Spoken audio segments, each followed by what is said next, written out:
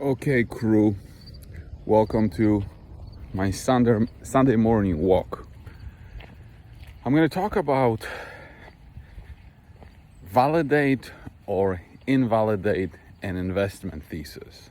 So in other words, how long do you wait for an investment thesis to play out? At what point do you throw in the towel? And now I'm going to give you some background for this question, okay? So that it would give you a better idea of where it came from. And I knew this question was coming. Okay, so we have this company, okay? It's my third biggest position. I'm very excited about it. The company has been put together to solve a particular problem because the system is broken in a particular industry, and then the company has been put together through acquisitions to address that problem, okay? And when I've been involved in this company, the CEO told me, we're gonna do X, Y, and Z. It's gonna be a game changer. It's gonna change the industry. And as a result, we're all gonna make a lot of money, right? And so the company released, the company has already, a bunch of revenues and stuff. It's not like it's a startup or anything like that. But it released this, disrupting or a game-changing product to the market. And they had a, conference call, and on the conference call, they're pretty much saying that the market is like exploding. They don't have enough days, enough hours in the day to make demonstrations, to do client implementations. There's so much demand for this product, and even one of the biggest clients in the industry is pilot testing this product. And when this product gets adopted or gets its first sale, it's going to be like a domino effect, right? So we have this conversation on MCE forum where people are cautious for good reasons, cynical. This is too good to be true, because if it works out, this thing is going to be massive. Who knows how much we're going to make? 30 times our money, 50 times our money. I don't know, but it's going to be massive, and everybody knows that. So they're kind of skeptical. Like, this is too good to be true. It's impossible.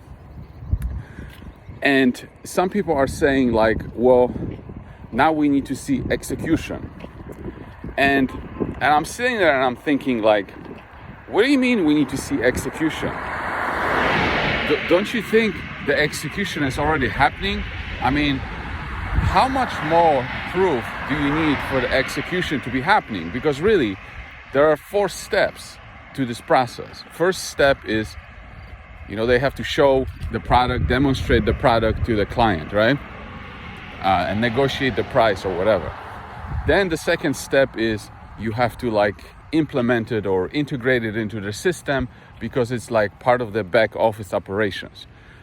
So that's meaningful. Anytime you integrate something, it's meaningful. Nobody's going to be like, hey, yeah, go into my back office operations and do this if they're not interested, right?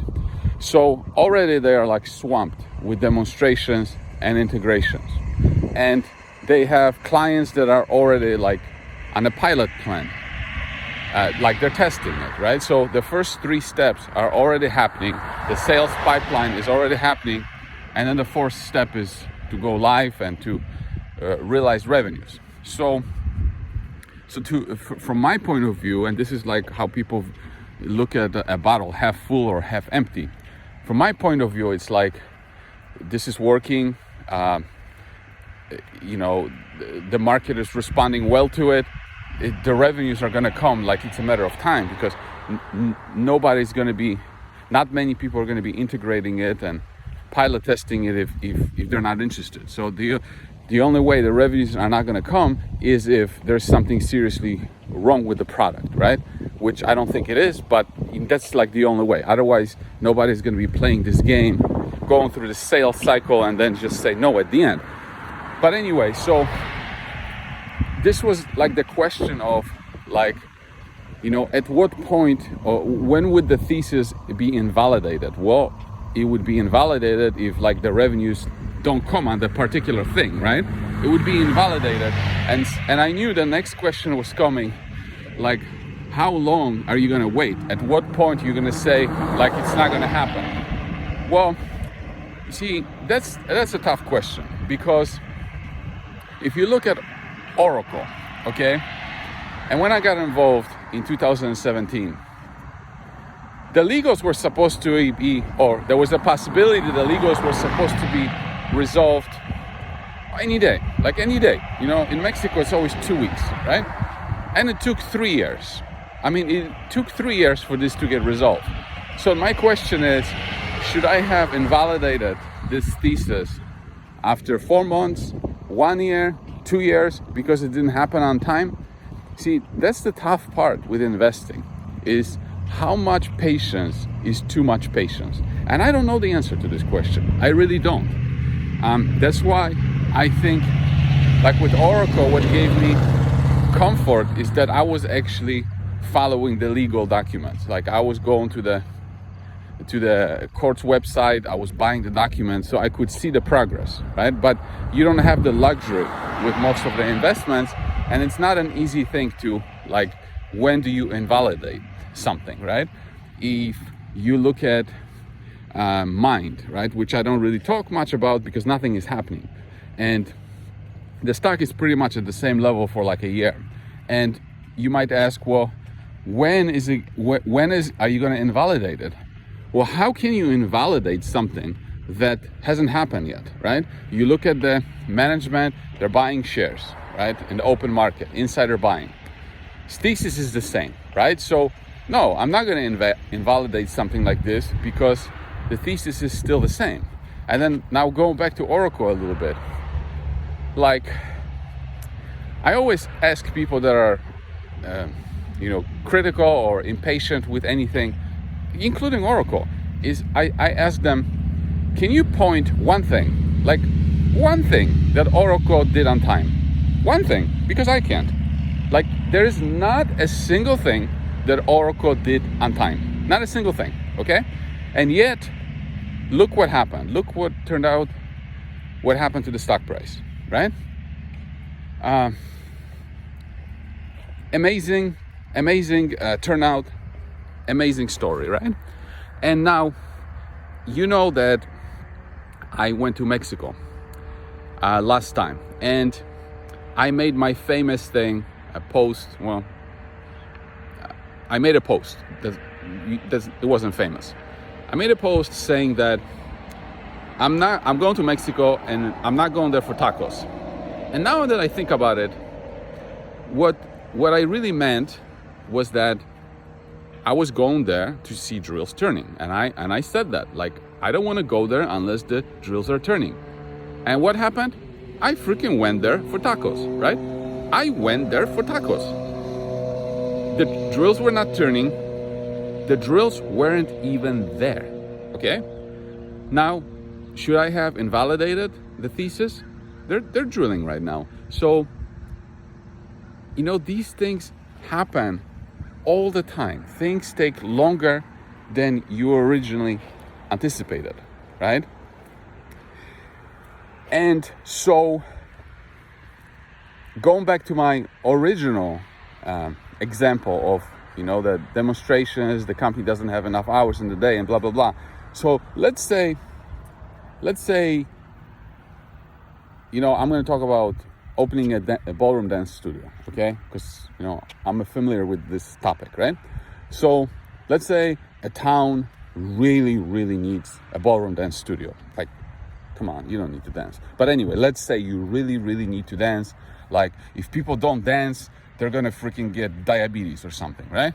And there's no dance studio in town. So you open a dance studio, right? You put the floor in, you put the sound equipment and all that stuff, and you open for business. And all of a sudden, the phone starts ringing off the hook. You just you can't keep up. You put the phone down, another one is ringing, and it's constant, right? So that's step number one. The phone is ringing off the hook. Then you schedule your people for dance lessons, right? And it's like you don't have enough room in your calendar. Everybody is freaking booked. Okay? And then after the dance lessons is scheduled, they come in for a trial lesson, like a pilot lesson, okay? To see if they like it, right?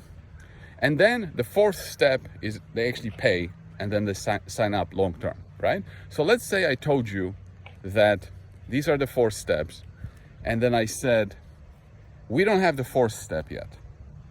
In other words, the sales didn't happen yet, but the phone is ringing off the hook. We don't have enough room on our calendar. All the spots are taken. All the spots are scheduled. And some people are on trial lessons and they are doing pilot testing. Now, if I asked you, am I executing the thesis? Would you say yes or no? I think you would say, wow, you are doing absolutely amazing. This is absolutely going to succeed. Revenues are just around the corner. And that's exactly how I see this opportunity that I have right now. That's exactly what's happening. The product is absolutely incredible, and therefore that's why they're swamped. They're swamped with demonstration, they're swamped with implementations, they're swamped with, well, maybe not swamped with pilot testing, but I don't know how many are in pilot testing, but the pipe is getting filled, right? So you put it on one side and it goes through the pipeline and it will go on the other side. I have no doubt about it. And so it's interesting to me that even though such a thing is happening,